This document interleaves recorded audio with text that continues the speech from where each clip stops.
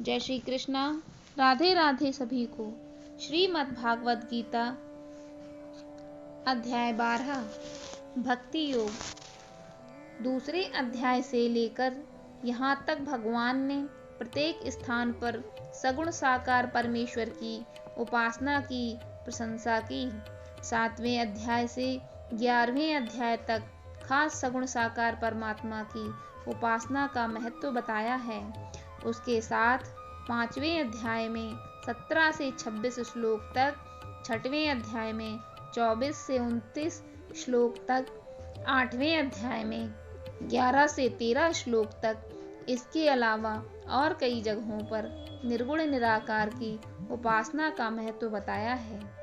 अंत में 11 अध्याय के आखिरी श्लोक में सगुण साकार भगवान की अनन्य भक्ति का फल भगवत प्राप्ति बताकर ममत कर्म से शुरू हुए उस आखिरी श्लोक में सगुण साकार स्वरूप भगवान के भक्त की महत्ता को जोर देकर समझाई है।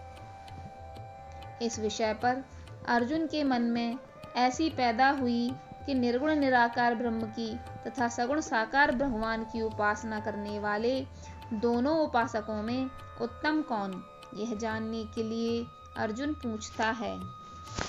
अथ 12 अध्यायः। अर्जुनोवाच एवं सततयुक्ता ये भक्ताः सत्त्वां पर्युपासते ये चाप्यक्षरमव्यक्तं तेषां के योगा वित्तमः। अर्जुन बोले, जो अनन्य प्रेमी भक्तजन पूर्वोक्त प्रकार निरंतर आपके भजन ध्यान में लगे रहकर आप सगुण रूप परमेश्वर को और दूसरे जो केवल अविनाशी सच्चिदानंद घन निराकार ब्रह्म को ही अति श्रेष्ठ भाव से भजते हैं, उन दोनों प्रकार के उपासकों में अति उत्तम योग्यवेत्ता कौन है। श्री भगवानुवाच मय्यावेश्य मनो ये मां नित्ययुक्ता उपासते श्रद्धया परयोपेतास्ते मे युक्ततमा मतः। श्री भगवान बोले, मुझ में मन को एकाग्र करके निरंतर मेरे भजन ध्यान में लगे हुए जो भक्तजन अतिशय श्रेष्ठ श्रद्धा से युक्त होकर मुझ सगुण रूप परमेश्वर को भजते हैं, वे मुझको योगियों में अति उत्तम योगी मान्य हैं। ये त्वक्षरमं निर्देश्यं व्यक्तं पर्युपासते सर्वत्र गमचिन्तयन्तं चाकूटस्थलम् अचलं ध्रुवं सन्नियम्य योगीन्द्रग्रामं सर्वत्र समबुद्धयः ते प्राप्नुवन्ति मामेव सर्वभूतहिते रतः। क्लेशोऽधिकरस्तेषां व्यक्तासक्तचेतसाम् अव्यक्ता हि गतिर्दुःखं देहवद्भिर्वाप्यते। परंतु जो पुरुष इंद्रियों के समुदाय को भली प्रकार वश में करके मन बुद्धि से परे सर्वव्यापी अकथनीय स्वरूप और सदा यह एक रस रहने वाले नित्य अचल निराकार अविनाशी सच्चिदानंद घन ब्रह्म को निरंतर एक ही भाव से ध्यान करते हुए भजते हैं, वे संपूर्ण भूतों के हित में रत और सब में समान भक्त भाव वाले योगी मुझको ही प्राप्त होते हैं। उन सच्चिदानंद घन निराकार ब्रह्म में आसक्त चित्त वाले पुरुषों के साधन में परिश्रम विशेष है, क्योंकि देहाभिमानियों के द्वारा अव्यक्त विषयक गति दुख पूर्वक प्राप्त की जाती है। ये तु सर्वाणि कर्माणि मयि सन्न्यस्य मत्परः अन्यन्येव योगेन मां ध्यायन्त उपासते तेषामहं समुद्धर्ता मृत्युसंसारसागरात् भवामि न चिरात् पार्थ मय्यावेशितचेतसाम्। परंतु जो मेरे परायण रहने वाले भक्तजन संपूर्ण कर्मों को मुझे अर्पण करके मुझ सगुण रूप परमेश्वर को ही अनन्य भक्ति योग से निरंतर चिंतन करते हुए भजते हैं। हे अर्जुन, उन मुझ में चित्त लगाने वाले प्रेमी भक्तों का मैं शीघ्र ही मृत्यु रूप संसार समुद्र से उद्धार करने वाला होता हूँ। मय्येव मन आधस्त्व मयि बुद्धिं निवेशय निवशिष्यसि यन्मध्येवात ऊर्ध्वं न संशयः। मुझ में मन को लगा और मुझ में ही बुद्धि को लगा, इसके उपरांत तू मुझ में निवास करेगा, इसमें कुछ भी संशय नहीं है। अत्र चित्र समाधातुं शक्नोति मयि स्थिरम् अभ्यास योगेन ततो मामिच्छाप्तु धनंजय। यदि तू मन को मुझ में अचल स्थापन करने के लिए समर्थ नहीं है तो हे अर्जुन, अभ्यास रूप योग के द्वारा मुझको प्राप्त होने के लिए इच्छा कर। अभ्यासेऽप्य समर्थोऽसि मत्कर्म परमो भव मदर्थमपि कर्माणि कुर्वन् संसिद्धिं वाप्यसि। यदि तू उपयुक्त अभ्यास में भी समर्थ है तो केवल मेरे लिए कर्म करने के ही परायण हो जा। इस प्रकार मेरे निमित्त कर्मों को करता हुआ भी मेरी प्राप्ति रूप सिद्धि को ही प्राप्त होगा।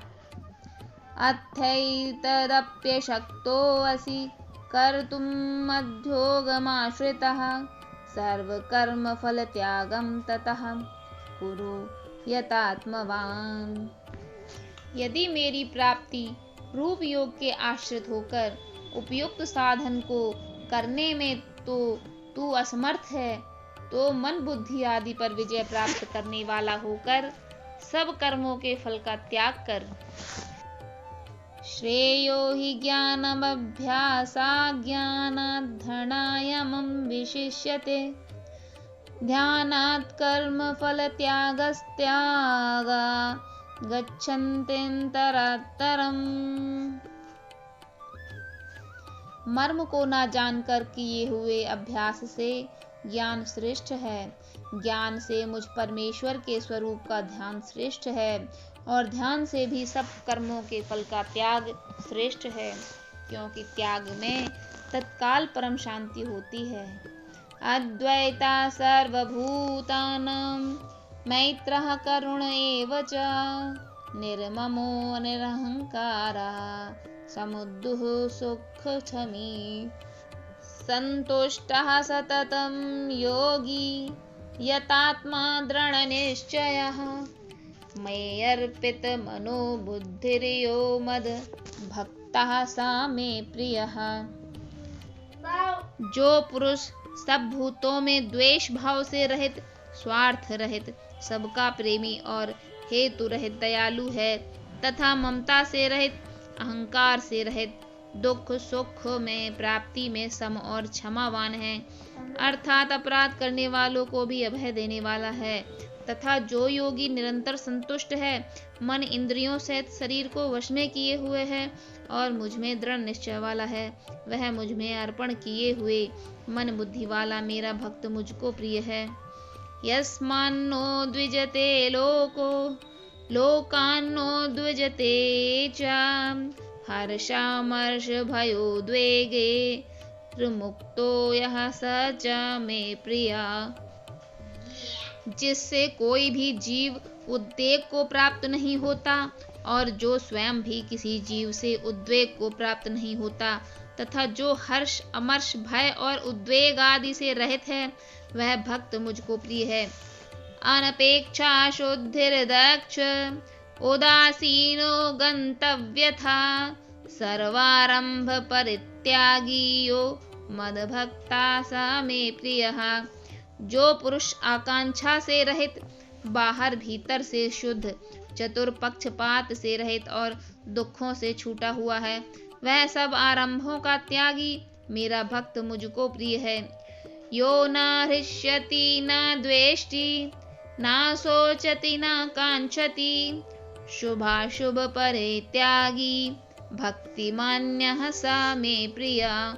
जो न कभी हर्षित होता है, न द्वेष करता है और न शोक करता है, न कामना करता है तथा जो शुभ और अशुभ कर्मों का त्यागी है वह भक्ति युक्त पुरुष मुझको प्रिय है।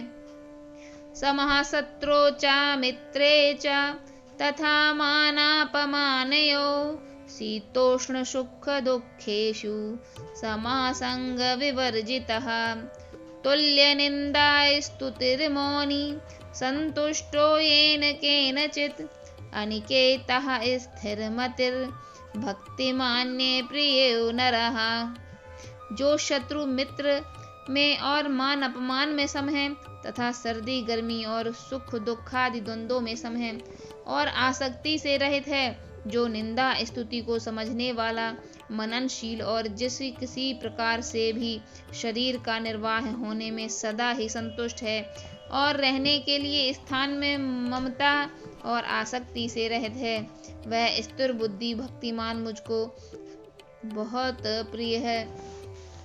ये तु धर्म्यात्मृतमिदं यथोक्तं पर्युपासते श्रद्धानामतपरमा भक्तास्ते अतीव मे प्रियः।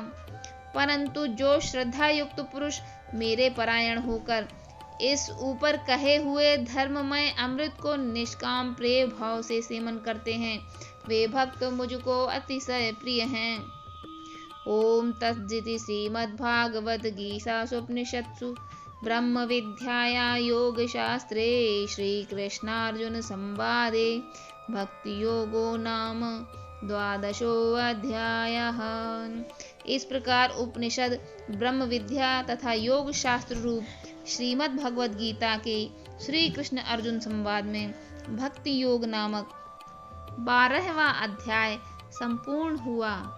कृष्णाय वासुदेवाय हरये परमात्मने प्रणतक्लेशनाशाय गोविंदाय नमो नमः। इस प्रकार से बंधुओं श्रीमद् भागवत गीता के 12वें अध्याय का समापन यहाँ होता है। अगर आपको इसमें कोई त्रुटि लगी हो तो हमें क्षमा करें, और अगर आपको यह वीडियो अच्छी लगी हो तो हमारे इस वीडियो को लाइक कर दीजिए और हमारे चैनल को सब्सक्राइब कर दीजिए। धन्यवाद।